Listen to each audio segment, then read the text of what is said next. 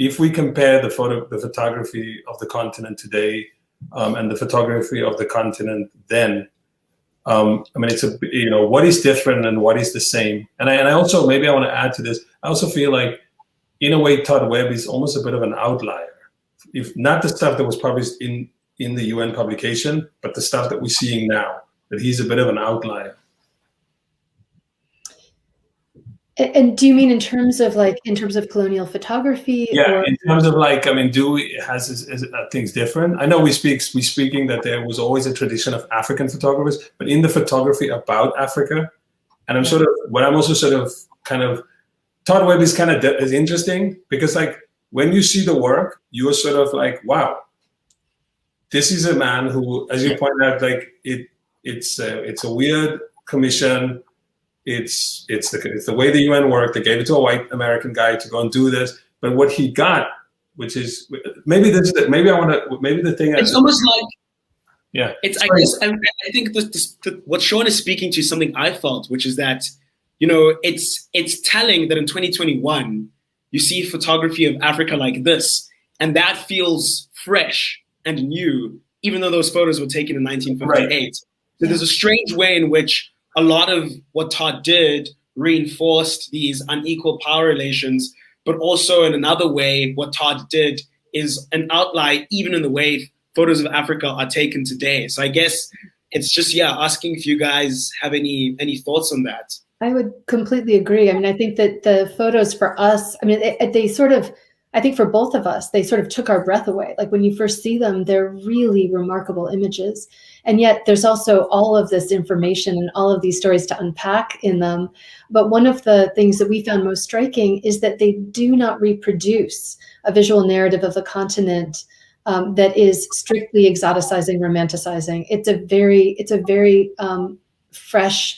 There's so many photos that we can't generalize completely, but of the ones that you're showing too, it does feel like some of them could have been taken today. The women in the yellow dresses could be supermodels, like walking across like a beach in Mogadishu today. But so many of them are just, they just have such a life in them.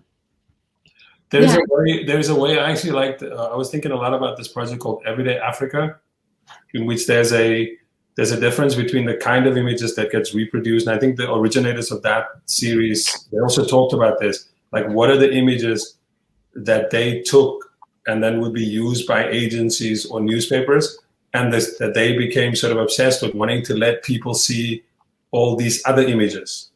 And so they connected with African photographers and created this like Instagram account.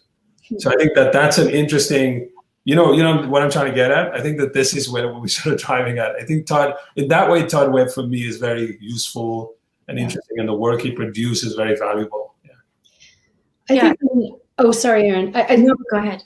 I think there's an opportunity for these images because they are so unique within the colonial era, or that moment of like in between colonialism and independence, where they actually have an opportunity to kind of unpack a new story and tell many different stories. So that's what we really hoped to do with the book. Yeah, I think I would just add that, all of what you're saying reminded me of this bit in Todd's journal where he talks about, I think it's in 1960, where he pitches these photographs to a publisher in the US, and the publisher, very openly rejects it and says it's not the kind of Africa that Americans want to see. And so, it's almost as though they were, the American public was not ready. I mean, we're speaking about, the American public, the exhibition is here, but the American public particularly, because this really is a kind of transnational, transatlantic project, was not interested in these kinds of images.